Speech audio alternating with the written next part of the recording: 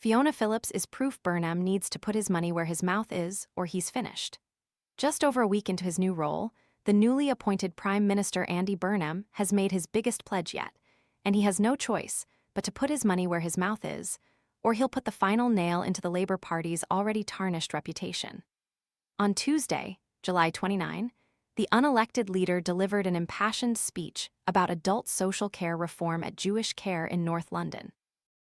He pledged to completely overhaul the system and outlined plans to address severe workforce shortages and high turnover by fast-tracking Baroness Louise Casey's sweeping annual review by a full year. Burnham also shared incredibly personal details about why the industry is important to him, drawing on his own family's experiences caring for his father, who lives with Alzheimer's disease. Fruit flies taking over your kitchen? This discreet plug-in trap uses light to attract flying insects, then captures them on a replaceable adhesive cartridge without noisy zapping or messy sprays. Want to get the best verified deal and see full details? Visit grabdeal.us/one right now. Some would say it's harsh to say we've heard it all before, but we genuinely have. Following Keir Starmer's constant references to his tool-making father to highlight his working-class roots, Burnham cannot let other families down. As his speech also sparked hope in Fiona Phillips's husband, Martin Frizzell. The former journalist, who is best known for presenting ITV's GMTV, is now living with Alzheimer's after being diagnosed with the debilitating disease in 2022. Alongside a new and rare photo of Fiona, the film producer addressed Burnham's speech in his caption and said, "If the new Prime Minister, who knows what Alzheimer's can do from his father's experience, follows through on making a difference to sufferers like Fiona, his dad, and millions of others, then he will become the most consequential politician of his generation."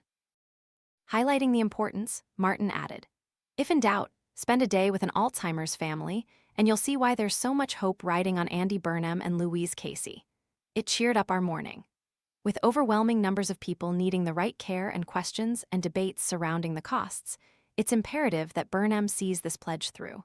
A potential U-turn is not worth breaking the trust and hopes of millions of those who rely on the UK's fractured adult social care system.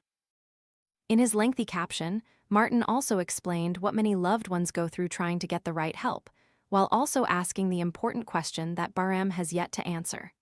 For decades, no one listened. Dementia became the poor relation to cancer, and yet it's our biggest killer. Sadly, it's taken someone touched by dementia to take it seriously, but how will we afford to treat it properly? Who knows, but when your family life is altered forever by a dementia diagnosis, you won't be quibbling about 1 or 2% extra you've contributed to provide to a proper care system. Burnham has rightly initiated cross-party talks with Conservative leader Kemi Badenoch and Liberal Democrat leader Ed Davey, a commendable move to establish a long-term national consensus, but how the overhaul will be funded remains unanswered.